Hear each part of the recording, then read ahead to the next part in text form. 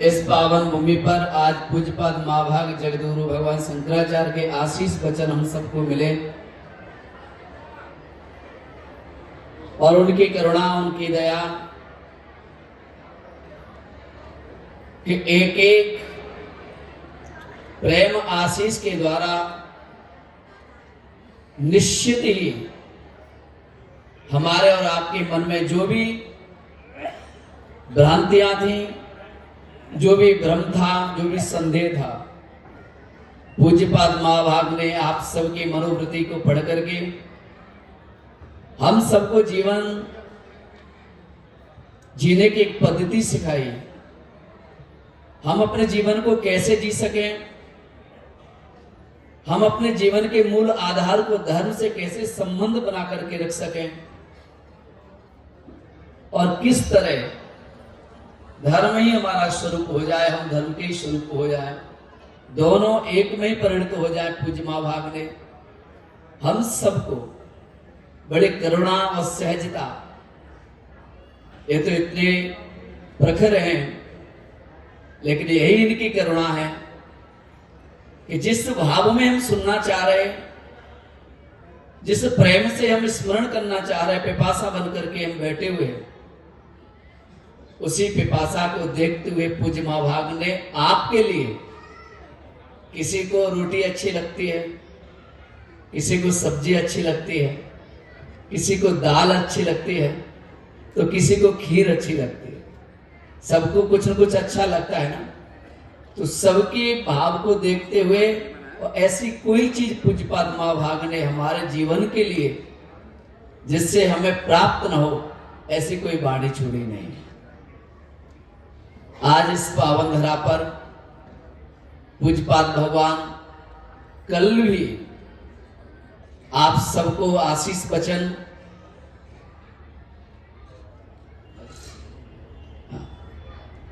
तो कल भी पूज्यपाद महाभाग के धर्म सभा।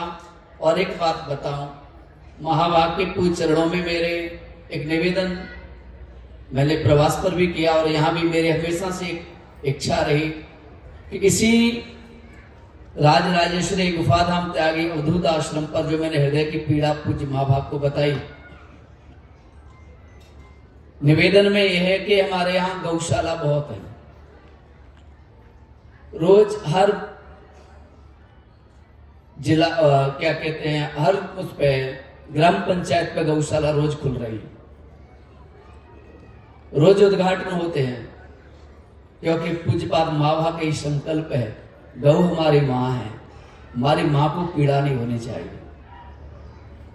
तो उनके चरणों में मैंने कल निवेदन किया कि आप श्री के कर कमलों से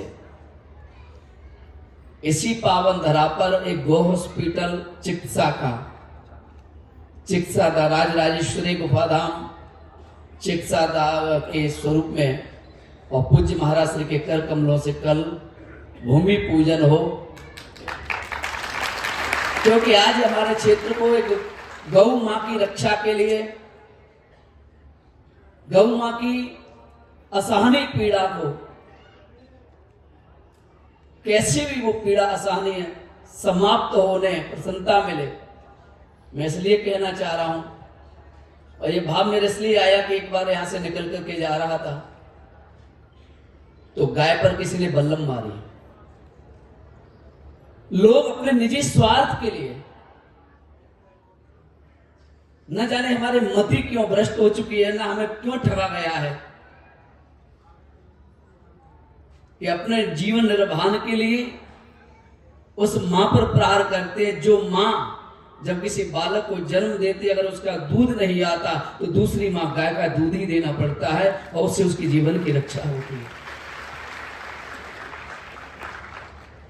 आसानी पीड़ा में करा रही थी और उस पता कह नहीं सकता, उस समय की स्थिति ऐसी थी कि उस गाय मैया को कुत्ते खा रहे थे।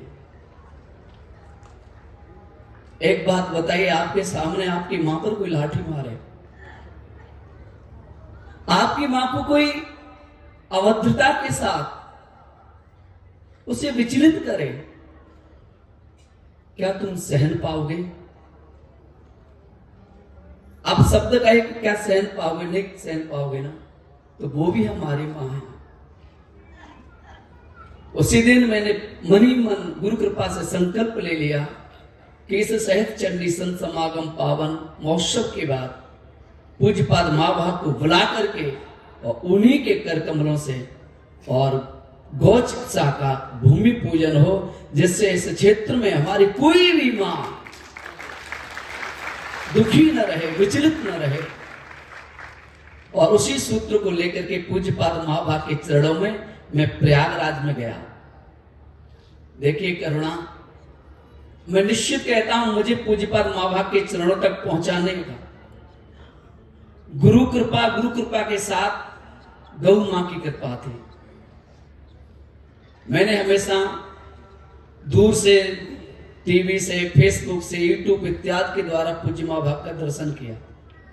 प्रयागराज में मेले में मैं गया था, पूज्य महाराज श्री का डरते डरते गया था, लेकिन महाराज जी ने इतने दुलार से मुझे आशीष दिया। मैंने बताया कि इस तरह लोग 14 भवन बन रहे हैं, पूरा देखा, देख करके और निवेदन किया। बोले महाराज श्री आपके श्री चरण कमल वहां पहुंचे और मैं हमारे क्षेत्र को बड़ी प्रसन्नता होगी और आपके द्वारा उस क्षेत्र के लिए हमेशा के लिए एक ऐसा कार्य करें जिससे हमारी माँ कभी भी दुखी न हो, पीड़ित न हो, और उसकी प्रसन्नता के लिए हम कुछ करें। ऐसा मन में भाव था। महाराज श्री से निवेदन किया। महाराज श्री ने कहा बेटा चिंता ना करो, मैं निश्चित आऊंगा, निश्चित आऊंगा। मैंने अनुग्रह किया, बोले संत वचन देते हैं, मैंने तुम्हें वचन दे दिया है, मैं निश्चित आऊंगा। महाराज श्री की करुणा ऐसी रही। उसके बाद मैं दिल्ली भी गया चातुर्मास और हर जगह महाराज श्री को निवेदन किया, और उस निवेदन के प्रताप से मैं नहीं मानता कि मेरा प्रताप है, मुझे निश्चित भरोसा है ये मेरी गौ मां का प्रताप है कि पूज्य महाराज श्री को ला करके खड़ा कर,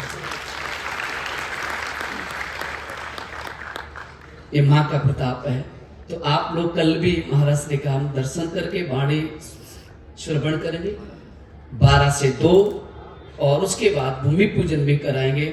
और भूमि पूजन गौ चिकित्सा की होने के बाद कल ये शरीर है धर्म यात्रा में जिन्होंने मुझे स्वीकार किया, पूज्यपाद गुरुदेव भगवान का भी कल आगमन है।